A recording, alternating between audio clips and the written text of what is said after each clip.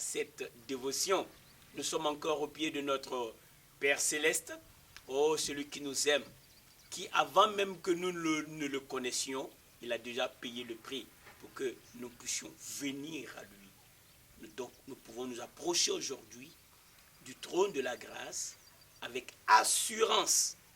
Tu sais, partout dans le monde, c'est la peur, le chaos, tout ce que tu veux, qui peut détruire l'homme, c'est ce qui est jeté dans le monde. Peu importe, nous sommes des enfants de Dieu. Et en tant qu'enfants de Dieu, nous savons que celui qui nous a appelés est comment? Il est fidèle, qui va nous fortifier, il va nous soutenir, jusqu'à ce que notre temps sur cette terre soit épuré, soit passé, et nous serons avec lui, là où il va essuyer nos larmes, là où nous serons, là où il n'y aura plus de douleur. Imagine-toi, ça sera merveilleux, là où il n'y aura plus de pleurs, il n'y aura plus de souffrance. Oh, j'aime ça, j'aimerais être là. Mais maintenant, il nous a ici. Et nous sommes contents d'être là, car il est avec nous. Le Saint-Esprit est là. Le Consolateur est là. Celui qui nous révèle les profondeurs de Dieu est là. C'est pourquoi toi qui n'as pas encore reçu Christ, ce temps est pour toi aussi. Peut-être que les mots que je prononce, tu ne les comprends pas, mais sois patient. Parce que tu sais, Dieu a fait quelque chose de grand pour nous. C'est ça qui nous réjouit. Et je m'en vais déjà te donner un avant-goût et l'essentiel de ce que Dieu a fait. Il est mort, Christ est mort pour nos péchés. Ça, c'est un grand fait. C'est pour nous aider. Lui n'a pas connu le péché, mais il a souffert et on l'a mis sur le bois de la croix. On l'a percé les bras et les pieds après l'avoir flagellé. On lui a mis une couronne d'épines sur la tête. Imagine-toi le sang qui a coulé. Effectivement, ce sang qui a coulé, c'est ce sang-là qui est le gage de notre rédemption, de notre rachat. C'est-à-dire le sang de Jésus qui a coulé, c'est ce qui nous rachète de la main de Satan. Puisque tous ceux qui sont nés sur cette terre, quand Adam a refusé d'obéir à la voix de Dieu et il a choisi d'obéir à la voix du diable, tous les êtres humains naissent sous l'oppression, dans la prison de Satan. Mais le sang de Jésus qui a coulé, ce sang-là nous libère, nous délivre, nous donne le rachat. C'est pourquoi l'apôtre Paul a dit, nous avons notre rédemption par le sang de Jésus. Alors, quand tu acceptes que le sang de Jésus est versé pour tes péchés, et que Christ est mort parce que toi, tu es le pécheur et que tu devrais mourir, et par amour pour toi, il a pris ta place. Le deuxième grand fait, c'est qu'il a été enseveli. Donc, il est mort, premier fait. Deuxième fait qui doit être cru, c'est que Christ a été enseveli. Il est descendu. Son corps a été placé dans un sépulcre. Mais pendant que son corps était dans le sépulcre, son esprit était descendu dans l'enfer pour payer le prix, la peine que toi et moi, nous aurions dû payer si Christ ne le payait pas. Quelqu'un devrait payer ça. Quelqu'un doit aller là. Mais il est allé à notre place. Le troisième fait, quand Dieu a déclaré l'humanité juste par ce que Christ a fait, il est ressuscité. Donc Christ, il n'est pas resté dans la mort. Les démons dans l'enfer n'ont pas pu le dominer. Satan n'a pas pu le dominer. Il est ressuscité, il a dit, je tiens les clés de la mort et du séjour des morts. Donc, premier fait, il est mort pour tes péchés. Deuxième fait, il a été enseveli. Troisième fait, il est ressuscité. Cela veut dire quoi, il est ressuscité? Que Satan est vaincu. Que toi, qui est encore sous le poids de Satan, tu as le droit de dire maintenant, je quitte ce camp d'oppression. C'est ton plein droit d'accepter la justice de Dieu. Le prêt était déjà payé. Tout est prêt.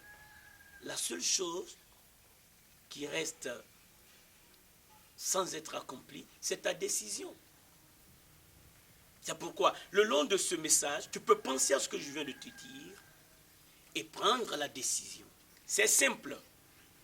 L'apôtre Paul, dans son épître aux Romains, a déclaré que si tu crois de ton cœur que Dieu a ressuscité Jésus d'entre les morts et que tu arrives à confesser de ta bouche que tu fais de Jésus ton Seigneur, tu seras sauvé. Donc c'est simple. Ta bouche confesse la Seigneurie de Jésus. Ton cœur va croire qu'il est ressuscité. Une fois ces deux conditions sont remplies, Dieu il te donne le salut. Et une fois que tu es sauvé, tu appartiens à la famille de Dieu. Dieu prend soin de toi. Dieu veille sur toi. C'est pourquoi tes pensées seront transformées. Et pour toi qui as reçu Christ, dans Proverbe, le chapitre 3, à partir du verset 25, nous lisons: n'aie pas peur d'une cause de terreur soudaine, ni d'une attaque de la part des méchants, car l'Éternel sera ton assurance et il réservera ton pied de tout piège. Dieu revient encore aujourd'hui pour te parler, toi qui es devenu enfant de Dieu. Il te dit, n'aie pas peur. Dis-toi ce que Dieu est en train de te dire. Accepte ce que Dieu est en train de te dire et mets cela en pratique. Parce que dans ce monde, la peur est sémée partout, dans toutes les nations. Aujourd'hui, la peur est sémée. Peur de la maladie, peur de la mort, peur des crises financières. La peur est partout. Mais celui qui a créé le ciel et la terre, qui t'a créé, qui a dit que tu es son enfant, il te dit aujourd'hui, si tu l'as vraiment reçu comme ton sauveur, comme ton Seigneur, si tu as reçu Christ, tu es devenu enfant de Dieu. Donc Dieu est ton Père. Tu vas donc obéir à ton Père. Amen. Et ton Père te dit, n'aie pas peur. C'est le message de Dieu pour toi aujourd'hui. Réjouis-toi d'écouter, d'entendre ce message, car il va avec puissance, car l'Esprit du Seigneur est sur moi. Je ne dis pas mes idées, je proclame ce qui est écrit. Tu es en train de recevoir cela. Quand tu reçois cela, ton esprit va recevoir la vie. Ton esprit est en train de recevoir la force. La puissance de Dieu est à l'œuvre en toi, car le même Saint-Esprit qui m'inspire est avec toi pour te convaincre de jugement, de péché et de justice.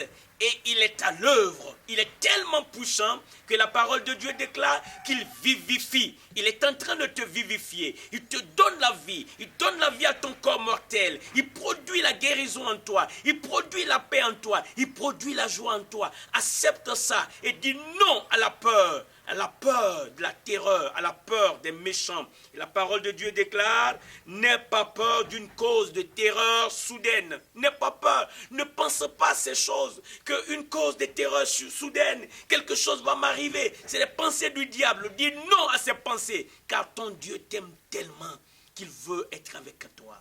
Il veut te protéger. Il veut te conduire. Il dit, n'aie pas peur. Ne crains pas, car je suis avec toi. Alléluia. Il dit, je viens à ton secours, je te fortifie. Alléluia. Saisis ces mots et dis merci au Seigneur. Lève-toi Travaille à l'œuvre du Seigneur. Fais quelque chose pour la gloire de Dieu. Parle de Christ aux autres. C'est important, il t'a demandé de le faire. Fais-le et dis non à la peur. Oh non, au nom de Jésus-Christ, nous sommes entre les bras de notre Père Céleste. Nous sommes en sécurité. N'aie pas peur. N'aie pas peur. N'aie pas peur, dit la parole, d'une cause de terreur soudaine, ni d'une attaque de la part des méchants. Alors la raison, j'aime toujours chercher la raison. Pourquoi ai-je raison de ne pas avoir peur? Pourquoi dois-je accepter ce beau conseil de la part de l'Éternel? Pourquoi dois-tu accepter ce beau conseil? Partout où il y a la peur, les gens ne font que activer la peur. Mais l'Éternel te dit, n'aie pas peur. Pourquoi dois-je accepter? Pourquoi dois-tu accepter le conseil de Dieu? Le verset 26. Car l'Éternel sera ton assurance. Amen. Il te préservera. Il préservera ton pied de tout piège.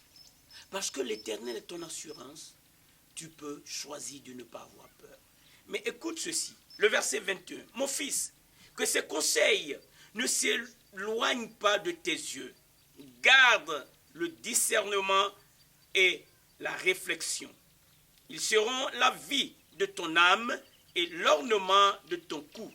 Alors tu marcheras, écoute ça, alors tu marcheras. C'est Proverbe 3, 23. Alors tu marcheras en sécurité sur ton chemin et ton pied ne heurtera pas d'obstacle. Si tu te couches, tu n'auras rien à redouter et quand tu seras couché, ton sommeil sera doux. Alléluia. Voilà la parole de Dieu pour toi. Cette parole va s'accomplir. Cette parole vient de Dieu. Elle est chargée de vie. Elle est puissante. Elle est l'épée de l'esprit pour toi en ce moment. Quitte cette atmosphère de peur. Prononce des mots de sécurité. Lis ce passage une fois et encore une autre fois et dis merci à l'Éternel pour sa parole. Oh, j'aime ça. Dans Jérémie, il est écrit que Dieu veille sur sa parole pour l'accomplir dans ta vie. Au nom de Jésus, cette parole s'accomplit. Les causes de la peur s'évadent, se dissipent, disparaissent et tu vas sentir une sécurité fraîche dans ta vie. Une grande sécurité. En ce moment même, au moment où je te parle, reçois cette sécurité. Je te donne l'occasion, toi qui n'as pas encore reçu Christ, comme je t'avais promis, de prendre la décision. Et je veux, avant de terminer ce programme, avant de prier, je veux prier avec toi personnellement, car c'est une décision qui va changer ta vie. Moi, je dis toujours, puisque comme cela m'est arrivé, c'est la meilleure décision de ta vie. Veux-tu accepter Jésus-Christ comme ton Seigneur? Si ta décision est oui, ferme tes yeux et je vais prier avec toi au nom de Jésus. Il est avec moi, je ne suis pas seul, il est là et je sais que son esprit est là avec toi et il va te conduire parce qu'il va te convaincre de jugement, de péché et de justice. Alléluia. Dis avec moi, Dieu, créateur du ciel et de la terre, ce matin, j'ouvre mon cœur pour accepter Jésus-Christ comme mon sauveur. C'est moi qui suis le pécheur, mais lui, il est mort à ma place. Maintenant qu'il est vivant, je proclame, je le dis haut et fort, que Jésus-Christ est mon Seigneur. À partir de ce jour, ma vie lui appartient. Il m'a racheté avec son sang. Je suis à lui. Merci Seigneur, parce que tu me sauves maintenant. Alléluia. Dieu te donne le pouvoir de devenir son enfant. Amen. Et j'aime toujours rappeler ça parce que ça m'a fait du bien. Écoute la promesse de Dieu. Se trouve dans Hébreux, le chapitre 13, les versets 5 et 6. Tu peux toujours revenir à cela. Cherche-toi une Bible et lis la parole de Dieu. À partir de maintenant, ta seule responsabilité, c'est de lire la parole, de demander à l'Esprit de t'expliquer sa parole et de choisir, c'est ta décision, de choisir de marcher conformément à la parole. Oh, merveille des merveilles! Lorsque tu le feras, tu verras comment Dieu va se révéler à toi. Merveilleux. Oh, il est merveilleux. Il est merveilleux. Alors, il a promis qu'il sera ton aide. Il sera avec toi tous les jours jusqu'à la fin, qu'il ne va pas t'abandonner, il ne va pas te délaisser.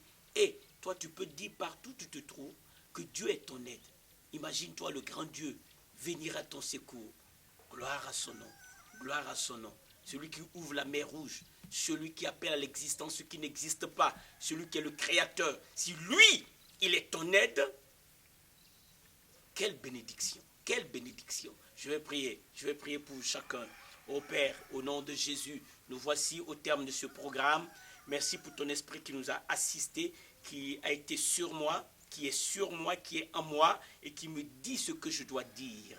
Et je sais que tu es à l'œuvre pour bénir des vies, pour relever des personnes, pour délivrer des personnes.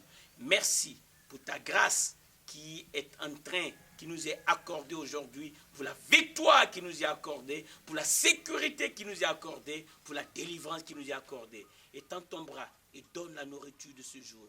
Au nom de Jésus-Christ. Amen. Amen. Que Dieu te bénisse.